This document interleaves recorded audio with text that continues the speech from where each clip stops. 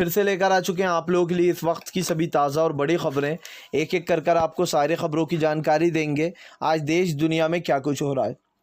दरअसल दोस्तों, सबसे पहली जो बिग ब्रेकिंग निकल आ रही है, आपको बता दें किसानों ने खदेड़ा दुष्यंत चौटाला को। जी हाँ दोस्तों, पिटते पिटते रह गए दुष्यंत चौटाला। इसके बारे में आपको विस्तार से बताएंगे।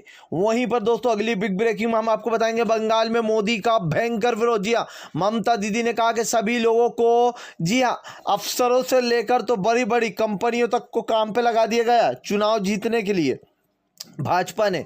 इसके बारे में भी आपको बताएंगे। वहीं पर दोस्तों सिंधिया को हो रहा है मध्य प्रदेश में जबरदस्त तरीके से बायकॉट। जी हां, दरअसल आप लोग बता दें स्टार प्रचारक में 25वें नंबर पर पटक दिया जी उनको। इसके बारे में भी आपको विस्तार से बताएंगे। वहीं पर दोस्तों तमिलनाडु में जो है, तमिलनाडु ने दिखाई मोदी सरकार को आंख, बोले सत्ता में आते ही कृषि कानूनों करेंगे रद्द। जी हाँ, इसके बारे में भी आपको विस्तार से बताएंगे।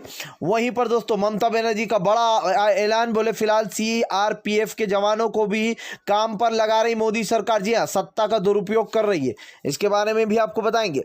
वहीं पर दोस्तों महिलाओं से पिटते पिटते रह गए शुभेंदु अधिकारी नंदीग्राम में। दोस्तों अब की बार मुस्लिम समुदाय करेगा फैसला किसकी बनेगी उधर। जी कौन जीतेगा, इसके बारे में भी आपको विस्तार से बताएंगे।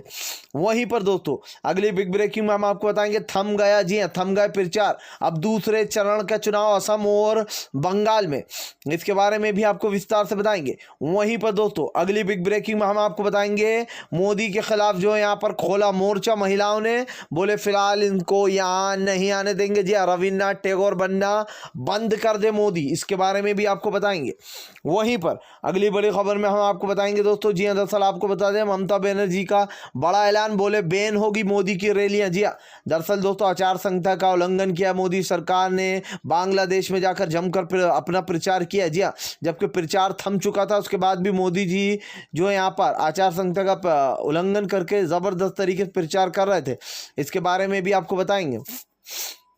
तो सारी खबरें दोस्तों एक एक कर देंगे। फिलहाल खैर चलिए बढ़ते हैं सबसे पहली और सबसे बड़ी खबर की ओर। दरअसल दोस्तों आप लोग बता दें बंगाल में मोदी की रैली का, बंगाल में जो अमित शाह की रैली का भयंकर विरोध। जी हाँ, आपको बता दोस्तों नंदीग्राम में जमकर बरसी ममता बनर्जी के समर्थन में उतरी महिलाएं। जी हाँ, दरअसल आपको बता दें दोस्तों शुभेंदु अधिकारी पिटते पिटते बच गए।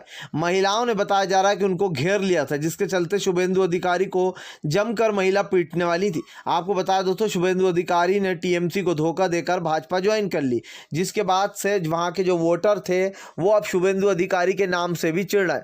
उनको वोट सिर्फ इसलिए दिया जाता था शुभेंदु को क्योंकि दोस्तों वो टीएमसी में थे, लेकिन अब जब के वो यहाँ पर आपको बता दें भाजपा में शामिल हो गए हैं तो अब उनको कोई चुनाव में जो यहाँ पर भले ही मिथुन को स्टार प्रचारक बनाकर उतारा गया हो दोस्तों, लेकिन मिथुन का भी भयंकर तरीके से बायकॉट किया। आपको बता दोस्तों इन कृषि कानूनों को लेकर अब सरकार जो है वो घिरती चली जा रही है। फिलहाल खैर चलिए हम बढ़ते हैं अगली बिग ब्रेकिंग की तरफ।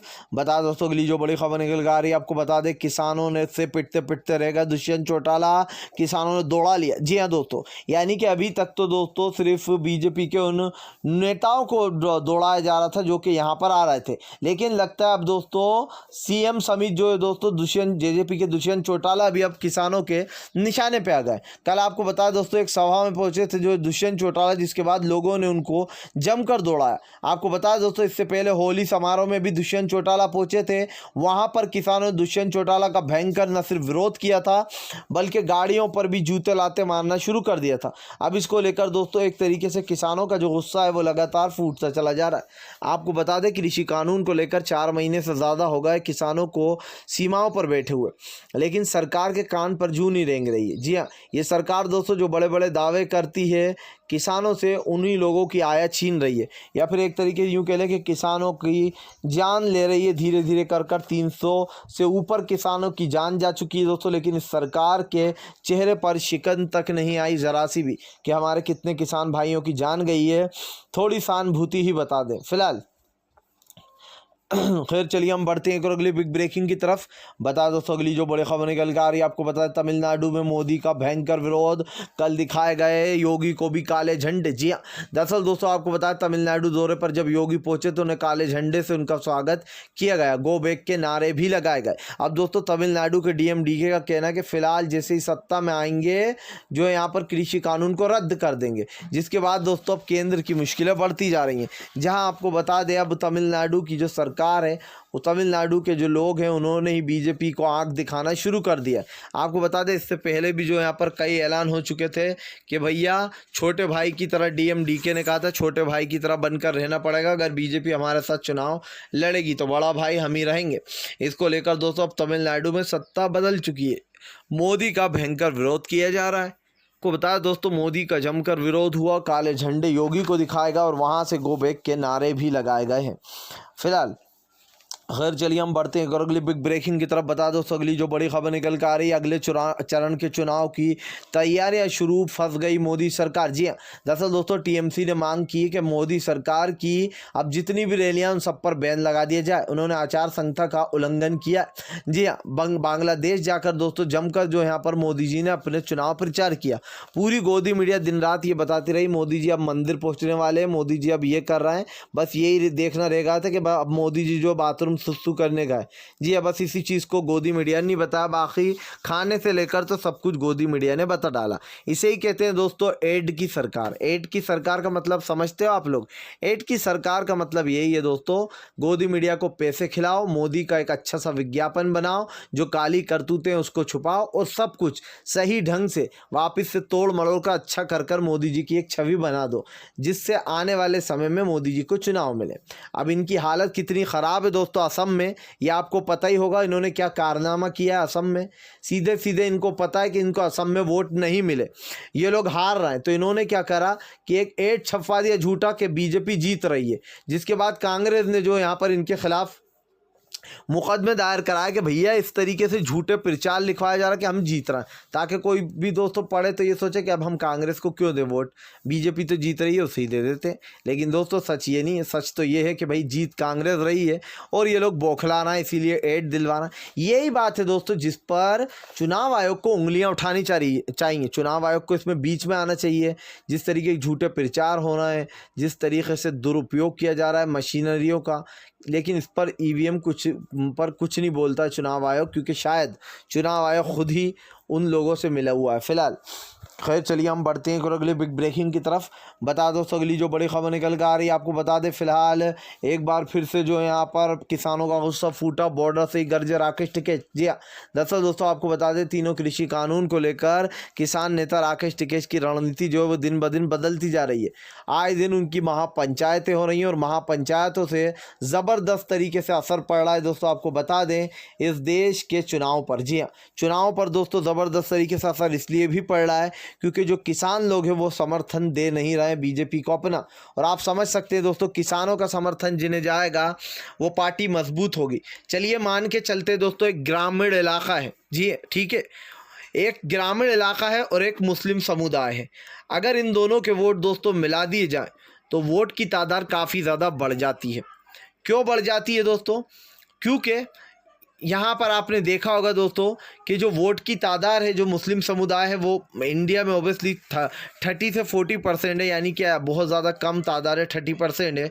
अब ऐसे में दोस्तों अगर इसी 30% में मान लीजिए कि सारे किसान मिल जाते तो यहाँ पर ये जो वो है दोस्तों एक कह सकते हैं कि एक जो वोटों का जो एक लाइन है, यानी कि एक जो दायरा है कि इतने वोट मिलेंगे ही मिलेंगे मुस्लिम समुदाय से, तो वो वोट ओबियसली दोस्तों मुस्लिम लोग जो हैं वो ज़्यादातर बीजेपी को वोट नहीं करते, क्योंकि आपको भी पता है कि बीजेपी मुसलमानों के ख़िलाफ़ है एक तरीके से और इनके लिए काले कानून लेकर आती है। ठीक है, अब मुस्लिम समुदाय का जो सपोर्ट है वो किसी विपक्ष पार्टी की तरफ ही जाता है जो सेकुलर पार्टी है बेसिकली।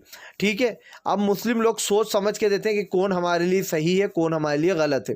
लेकिन इसी में दोस्तों अब की बार जो किसान है उनके वोट भी जुड़ रहे हैं, जिससे भाजपा को बड़ा झटका लग रही है। जी हाँ, फिलहाल खैर चलिए हम बढ़ते हैं एक और अगली बिग ब्रेकिंग की तरफ। बता दोस्तों अगली जो बड़ी खबर निकल के आ रही है आपको बता दें, फिलहाल बंगाल में मोदी के विरोध में हुई ममता बनर्जी ने भयंकर भरी हुंकार बोले फिलहाल आईपीएस अफसर से लेकर तो सभी को खरीदा जा रहा है। जी दरअसल दोस्तों आप लोग बता दें, कृषि कानून को लेकर अब सरकार ने जो है खरीद फरोख्त शुरू कर दी है। उनका कहना है कि सीआरपी अफसरों को लेकर सभी जितनी भी कंपनियां हैं मोदी सरकार की उन सबको काम पे लगा दिया गया है। चुनाव जिताओ हमें किसी भी तरीके से, और लोगों को ये अपील करो कि वो हमें ही वोट दे। आपको बता दें दोस्तों मोदी सरकार की ये नीतियों पर ममता दीदी पानी फेरती हुई नजर आ रही हैं। उनका कहना है कि फिलहाल चुनाव आयोग को जल्दी कोई फैसला लेना चाहिए और मोदी की सभी रैलियों पर बैन भी लगा देना चाहिए। आपको बता दें दोस्तों ममता बनर्जी से भाजपा की सरकार इतनी डर चुकी है, जेपी नड्डा, अमित शाह, सीएम योगी समेत गृह मंत्री अमित शाह से लेकर तो प्रधानमंत्री मोदी तक सब बंगाल के दौरे लगा रहा है। जहां चुनाव आता है दोस्तों ये लोग मक्खी की तरह भर बनाने लगते हैं। आपने देखा कि आरजेडी बिहार की सबसे मजबूत पार्टी बनकर उभरी है दोस्तों, और इसका एक कारण ये भी है कि भाजपा की जो जीत हुई है वो बहुत ही कम वोटों से। एक तो ये लोग गठबंधन में आए वो तो ठीक ही है, लेकिन इनको थोड़े निर्दलियों के वोट मिले इधर उधर से जो इनके साथ मिल गए दोस्तों, वरना जीत पक्की तेजस्वी की थी। हालांकि कई वोटों को माना नहीं गया और जिसमें घपलेबाजी भी हुई, कई ईवीएम में घोटाले किए गए। इससे एक चीज़ साफ है कि फिलहाल सरकार जो है वो सत्ता का दुरुपयोग अभी भी कर रही है। तो अगर आप भी शांतिपूर्ण ढंग से पीएम की इन सभी गलत नीतियों का दिल से विरोध करते हो और आप मानते हो ये सरकार एक तानाशाह सरकार है, इसको तत्काल में अपना इस्तीफ़ा दे देना चाहिए। तो इस वीडियो को ज़्यादा से ज़्यादा शेयर कीजिए, लाइक कीजिए, और अगर आप हमारे चैनल पे पहली बार आए हैं तो सब्सक्राइब करने के साथ साथ पास में एक घंटी आएगी यानी कि बेल आइकन, उसको ज़रूर दबाएँ ताकि हमारे हर वीडियो की अपडेट